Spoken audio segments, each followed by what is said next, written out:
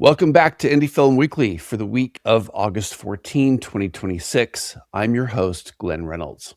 This week in theaters, we've got a sci-fi stoner comedy with two women getting pulled into a very weird adventure. We've got a verite documentary about three American doctors working in Gaza.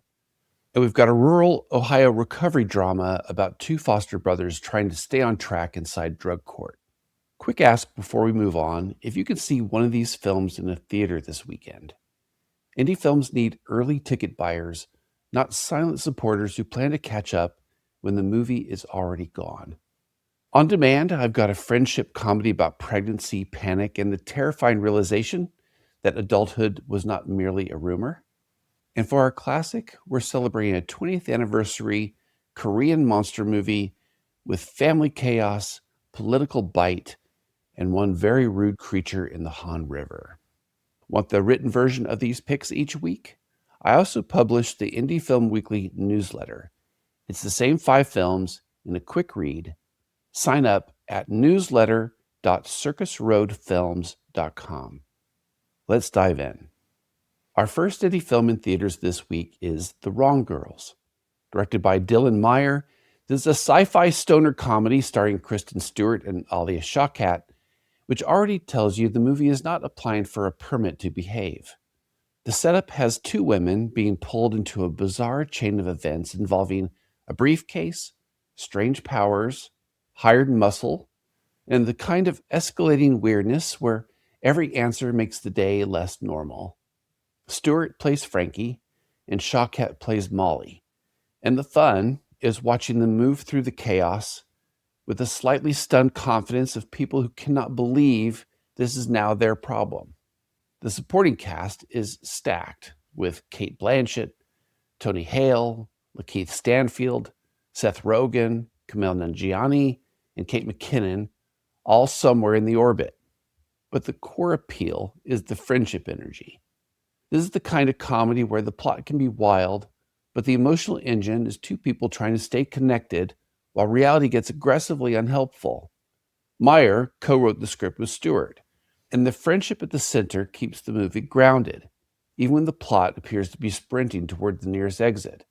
Giant squids, Danish hitmen, talking cats, and supernatural trouble may be in the mix, but the heart is still about being the wrong girls in a world that keeps pretending it knows who belongs. Our second indie film in theaters this week is American Doctor. Directed by Po Si Tang, this documentary follows three American physicians, Palestinian, Jewish, and Zoroastrian, who traveled to Gaza during the war to help save lives. The film is verite, which means it stays close to the work as it happens.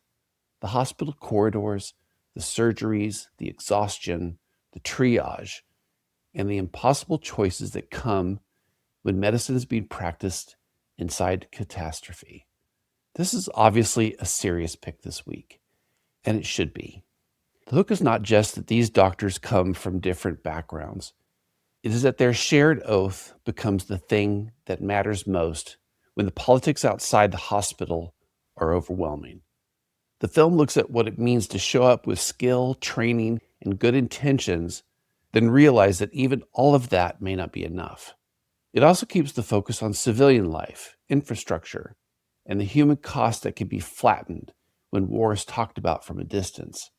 There's no way to make this one light, and I'm not going to try, but indie films should make room for work like this, where the camera's close enough to remind you that every headline lands somewhere, in someone's body, in someone's family, and in someone's hands trying to stop the bleeding. Our last indie film in theaters this week is Union County. Directed by Adam Meeks, this drama is set in rural Ohio and follows Cody, a man working through a county-mandated drug court program in the shadow of the opioid epidemic. Recovery here is not treated like one big dramatic breakthrough. It is meetings, routines, check-ins, work, temptation, boredom, and the daily pressure of trying not to wreck what little stability you've managed to build. Will Poulter plays Cody, and he brings a worn-down intensity that feels right for someone trying to make forward motion look normal. Noah Centineo plays Jack, Cody's foster brother, who's also in the program, which makes the relationship both a support system and a stress test. The film is strongest when it stays with process, how people try to rebuild inside a system that can help them and trap them at the same time. It also uses real participants and staff from the local drug court, which gives the world a lived-in texture you cannot fake with a few inspirational speeches in a folding chair. Meeks is from this area, and that matters. The film does not look at the community like a case study. It looks at it like home, wounded, complicated, and still worth fighting for. So in theaters this week, that's The Wrong Girls, American Doctor, and Union County. Our Spotlight Indie Film on Demand this week is Babes. Directed by Pamela Adlon, this comedy follows Eden and Dawn, lifelong best friends whose lives are suddenly in very different places. Dawn is married, already deep in motherhood, and living in the daily tornado of kids, exhaustion, and logistics. Eden is single, freer, and then unexpectedly pregnant after a one-night stand. That is when the friendship has to absorb the shock. Ilana Glazer plays Eden with a combination of confidence and panic that feels painfully accurate. Michelle Buteau plays Dawn as the friend who loves Eden deeply, but is also running on the battery life of a smoke alarm. The movie works because it treats pregnancy as funny, gross, emotional, inconvenient, and occasionally terrifying, which seems closer to the truth than the glowing belly version. It's also smart about adult friendship. Loving someone for decades does not mean you stay in the same phase of life at the same time. Sometimes one person is talking about baby names, while the other is just trying to remember whether she showered. The film is warm without being fake, and it lets women be messy in ways comedies still do not do enough.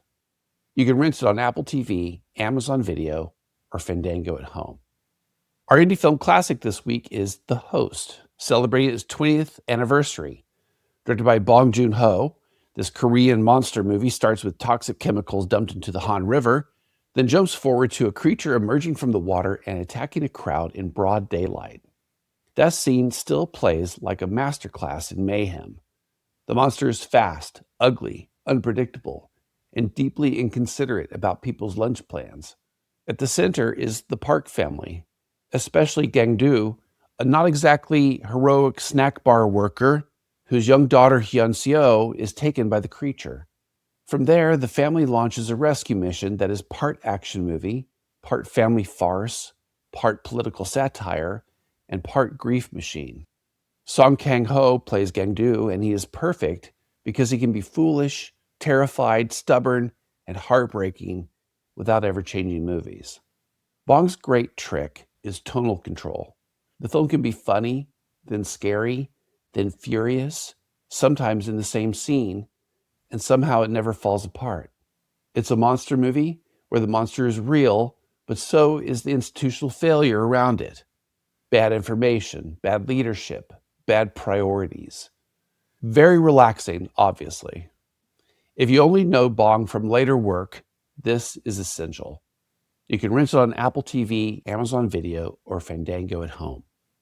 And that wraps it for the August 14, 2026 edition of Indie Film Weekly. If you want to support the show, do the simple stuff.